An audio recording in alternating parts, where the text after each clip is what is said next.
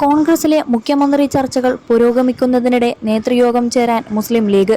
ബുധനാഴ്ച രാവിലെ 10 മണിക്ക് യോഗം ചേരാനാണ് തീരുമാനിച്ചിരിക്കുന്നത്. മുഖ്യമന്ത്രി ആരെന്ന കാര്യത്തിൽ തീരുമാനം വൈകുന്നതിനിടെയാണ് ലീഗ് യോഗം എന്നതാണ് ശ്രദ്ധേയം. നേരത്തെ തന്നെ മുഖ്യമന്ത്രി ചർച്ച നീളുന്നതിൽ ലീഗ് അതൃപ്തി പ്രകടിപ്പിച്ചിരുന്നു. വിഷയത്തിൽ പാർട്ടിക്കുള്ളിൽ അതൃപ്തി പുകയുന്നതിനിടെയാണ് നേതൃയോഗം. ബുധനാഴ്ച പാണക്കാട് വെച്ചാണ് യോഗം ചേരുന്നത്.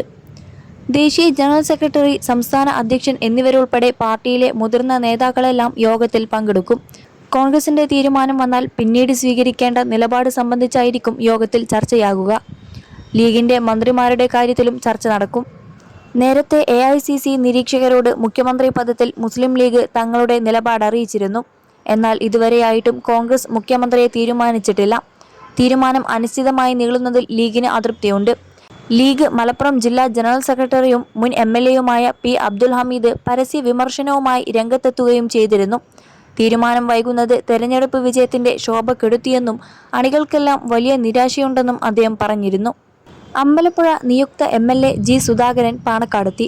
മുസ്ലിം ലീഗ് സംസ്ഥാന പ്രസിഡന്റ് സാദിഖ് അലി തങ്ങളും PK കുഞ്ഞാലിക്കുട്ടിയുമായി കൂടിക്കാഴ്ച നടത്തി. 21 ലക്ഷത്തോളം സന്തുഷ്ടരായ ഉപഭോക്താക്കളും 2 ലക്ഷത്തോളം തിമിര ശസ്ത്രക്രിയകളും പൂർത്തിയാക്കിയ മലബാറിലെ ഏക കണ്ണാശുപത്രി Al Salama high hospital, hospital road, Perinthalmanna. തെരഞ്ഞെടുപ്പ് വിജയത്തിന് പിന്നാലെ മത, സാംസ്കാരിക, സാമൂഹിക മേഖലയിലെ വിവിധയാളുകളെ G. സുധാകരൻ സന്ദർശിക്കുകയാണ്. കോൺഗ്രസും ലീഗും തെരഞ്ഞെടുപ്പിൽ വലിയ പിന്തുണ നൽകി. പാണക്കാട് എത്തിയതിൽ സന്തോഷമുണ്ട്. LDF വിട്ടുപോയ ഗോവിന്ദനും കുഞ്ഞികൃഷ്ണനുമായി ഒരു ആശയവിനിമയം നടത്തിയിട്ടില്ല. ലീഗ് കോൺഗ്രസ് പിന്തുണ താങ്ങായി തണലായി. അവസാനം വരെ കൂടെ നിന്നു.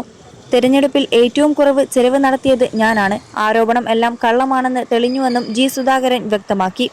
ആലപ്പുഴയിൽ UDF പിന്തുണയുള്ള സ്വതന്ത്ര സ്ഥാനാർത്ഥിയായി മത്സരിച്ച സുധാകരൻ 27,935 വോട്ടിന്റെ മിന്നും ജയമാണ് സ്വന്തമാക്കിയത്. സിറ്റിംഗ് MLA ആയിരുന്ന CPM നേതാവ് H. സലാമിനെയാണ് സുധാകരൻ പരാജയപ്പെടുത്തിയത്. CPMന്റെ മുതിർന്ന നേതാവും മുൻ മന്ത്രിയുമായിരുന്ന സുധാകരൻ പാർട്ടിയിൽ അർഹമായ പരിഗണന ലഭിച്ചില്ലെന്ന് ആരോപിച്ചാണ് സ്വതന്ത്രനായി മത്സരിച്ചത്. കഴിഞ്ഞ ദിവസം SNDP യോഗം ജനറൽ സെക്രട്ടറി വെള്ളാപ്പള്ളി നടേശനെ സുധാകരൻ സന്ദർശിച്ചിരുന്നു. കണിച്ചുകുളങ്ങരയിലെ വീട്ടിലെത്തിയാണ് വെള്ളാപ്പള്ളി നടേശനെയും ഭാര്യ പ്രീതി നടേശനെയും G. സുധാകരൻ കണ്ടത്. ഇതിന്റെ ചിത്രങ്ങൾ സമൂഹ മാധ്യമങ്ങളിൽ പങ്കുവച്ചു.